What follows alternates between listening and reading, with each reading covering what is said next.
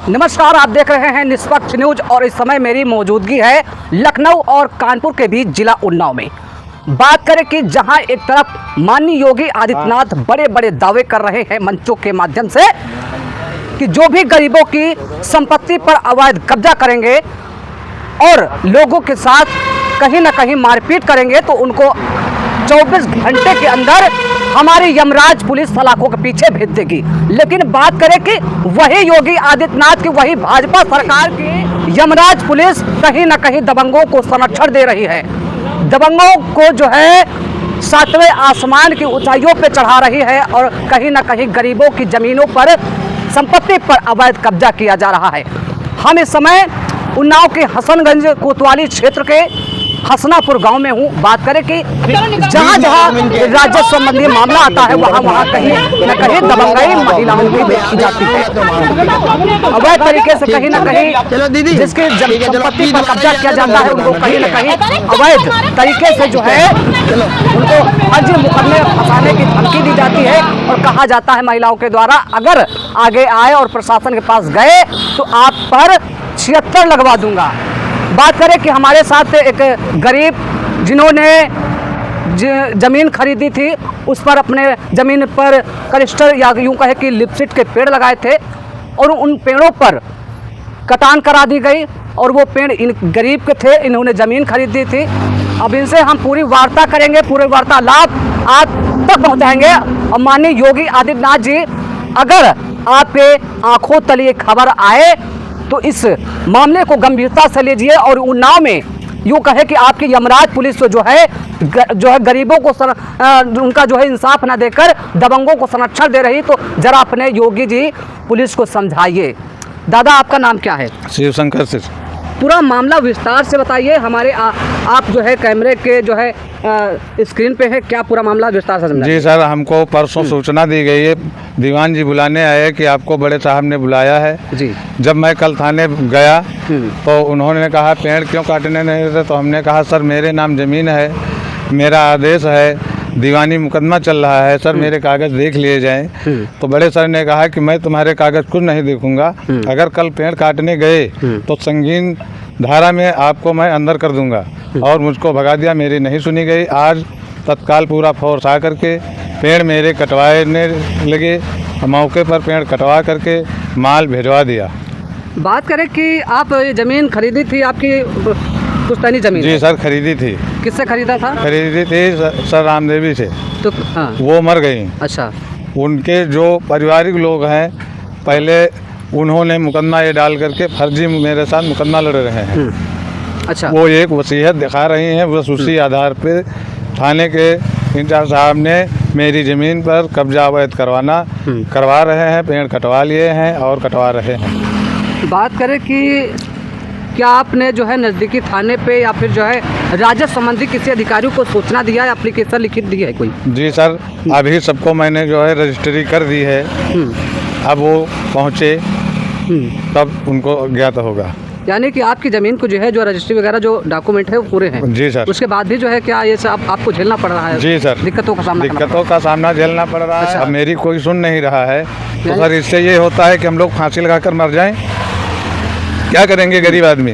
ज़मीन किस सन में खरीदी थी? सन 98 में। अच्छा, तो क्या आप जो है आप लोगों को उन्हीं के द्वारा सताया जा रहा है जिनसे ज़मीन खरीदी थी? जिनसे ज़मीन खरीदी थी उनके परिवार के लोग हैं, परिवार के लोग, उनके लड़के बच्चे नहीं थे, वो मर गई। तो क्या आपकी ज़मीन छीनना चाहते हैं? जी सर, छीनना चाहते हैं। मेरा जो है 2005 में यहाँ से आदेश हो गया, मेरे नाम ज़मीन ट्रांसफ़र हो करके आ गई, तब से मेरा उस पर जो है नाम है, मोदी जी का पैसा भी आता है, सब कुछ है। मेरी कल कोई सुनी नहीं गई। अच्छा। पुलिस इतनी दबंगाई कर रही है कि तुम प्रशासनिक अधिकारी आपके सुन नहीं रहे? नहीं, कुछ नहीं सर सुन रहे हैं। तो आप क्या चाहते हैं, क्या होना चाहिए? सर मेरी मदद की जाए, अन्यथा थाने की पुलिस किसी को गोली मार दे, गरीब आदमी को काम ही खत्म हो जाए। क्या करे भाई, जब सुन नहीं रहे हैं तो या तो उनको मार दिया जाए, भाई गरीब रही ना जाए, बड़ों बड़ों की सुने। ऐसा कुछ नहीं है, परेशान ना हो। आपकी ये खबर उन्नाव जिला अधिकारी तक जाएगी और उन्नाव के जो उच्च अधिकारी हैं उन तक जाएगी, क्योंकि आप जानते हैं कि स्थानीय अधिकारी जो है गलत रिपोर्ट भेजते हैं जब दबंगों को साथ देते हैं। जी सर। तो ऐसा बिल्कुल मत कहिए। जी सर। और कहीं ना कहीं आपको जो है आप हमारे निष्पक्ष न्यूज़ के कैमरे पर है अपना जो है दर्द बयां कर रहे जी हैं सर। और उन्नाव के अधिकारियों तक आपकी खबर पहुंचेगी, ठीक है, जी, वो जी आपको सर। इंसाफ जरूर देंगे। जी सर। तो देख सकते हैं योगी आदित्यनाथ जी जहां बड़े बड़े मंचों के माध्यम से दावे ठोक रहे हैं कि गरीबों का मसीहा हूं, गरीबों के साथ जो अन्याय करेंगे, गरीबों को सताएंगे, उनको 24 घंटे के अंदर सलाखों के पीछे भेज दिया जाएगा। जब बात करें कि एक बड़ा मुद्दा है कि गरीबों का साथ ना देकर दबंगों को साथ देती है योगी की यमराज पुलिस, तो आखिरकार गरीबों को इंसाफ कैसे मिले? क्योंकि गरीब जो होते हैं वो चौकी और जो है स्थानीय प्रशासन से बड़ी उम्मीद लगा, बड़ी आशा लगाते हैं कि हमारा इंसाफ होगा, लेकिन इंसाफ कैसे हो जब स्थानीय प्रशासन जो है दबंगों को साथ दे? यूँ कहे कि जब महिलाएं अपने पर उतरती है और गरीबों को सताती है, उनका साथ दे पुलिस, तो इससे हैवानियत की बात कोई नहीं है। हमारे साथ एक किसान नेता है जो इस मामले में कहीं ना कहीं जो है निपटारे के लिए गए थे, आपस में समझौता करने के लिए गए थे, लेकिन उनसे भी इतनी दबंग महिलाएं थी कि उन पर हावी हो गई और उनसे कहा गया कि हमारे मामले में मत आइए, नहीं तो आप पर भी हम फर्जी मुकदमा लिखवा देंगे। और उनकी गाड़ी की यहाँ तक चाबी भी छीन ली गई और वहाँ उनको आने नहीं दिया जा रहा। तो हमारे साथ वो भी है, उनसे भी मैं वार्तालाप करूँगा।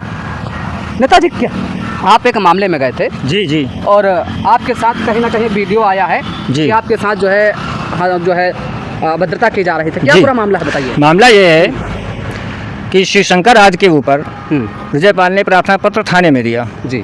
थाने में प्रार्थना पत्र देने के बाद जब ये 15 को थाने पहुँचे तो पुलिस ने इनको हड़काया और कहा कि अगर आप पेड़ काटने जा रहे हैं तो आप पे इतने मुकदमे लिख दिए जाएंगे जिसको तुम जीवन में झेल नहीं पाओगे। इसी बाबत में मैं और पत्रकारों भाइयों की टीम पहुंची। मेरी गाड़ी की चाबी छीन ली गई, मुझे गालियां दी गई, ये धमकी दी गई, अगर आप इस मैटर में आते हैं कभी दिखते हैं तो 76 तुम्हारे पर लगा दिया जाएगा। विजयपाल आज 3-4 महिलाओं ने मारने की धमकी भी दी कि कतई मेरे गांव में आप नहीं दिखना, अन्यथा जान से मार देंगे। अच्छा जी।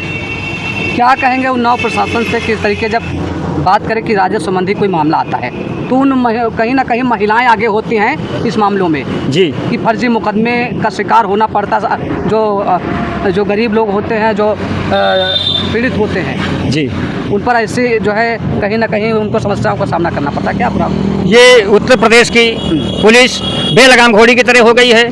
माननीय योगी आदित्यनाथ के बस का नहीं है जो अपनी कुर्सी को मौजूदा स्थिति में संभाल सके। कोई भी कर्मचारी अधिकारी ग्राम पंचायत से लेकर के ऊपर तक सुनने वाला नहीं है। आज जो परिस्थिति ग्राम पंचायत हसनापुर में गुजरी है, ये एक देखने लायक मैटर है।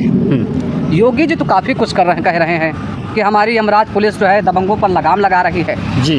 जो दबंग महिलाएं हैं उन पर लगाम लगा रही है। अगर दबंग महिलाओं पे लगाम लगाई गई होती तो पुलिस बल मौके पे आ करके एक गरीब प्रार्थी के यूकेलिप्टस के पेड़ नहीं कटवाता, जबकि प्रार्थी का मुकदमा दीवानी फौजदारी उन्नाव में चल रहा है, स्टे का भी मुकदमा चल रहा है, पुलिस मौके पर आकर के पेड़ कटवा रही है। ये बहुत दुखद घटना है, निंदनीय और सोचने की बात है। बात करें कि योगी जी की जो लेडी पुलिस है वो क्या कभी घर गाँव पहुँची है? और जो लेडी महिलाएं हैं जो दबंग उन पर कोई लगाम नहीं लगाया? अभी मौजूदा स्थिति में हसनगंज कोतवाली की लेडीज पुलिस पहुंची, महिलाओं से भद्रता की और मारपीट की, उन्हें गाड़ी में बैठा लिया गया, उन्हें मौका मिला, जैसे ही वो अपने घर गई, जिनके नाम ज़मीन है उनके घर की ही महिलाएं थी। ठीक है, तो देख सकते हैं कि गरीबों को से हम बात किया और जिनकी संपत्ति थी उनसे बात किया, उनके जो आंखों से खून के आंसू निकल रहे हैं, आज दर दर की ठोकर खा रहे हैं अधिकारियों की चौखट से। अब आखिरकार उनको किससे आशा लगे, किससे उम्मीद करे वो कि हमारा इंसाफ होगा? योगी जी की सरकार में आखिर आप देखना ये होगा कि क्या एक गरीब को इंसाफ मिल पाएगा या फिर नहीं। निष्पक्ष न्यूज़ के लिए उन्नाव से विमलेश चंद सहयोगी कैमरामैन शुभम।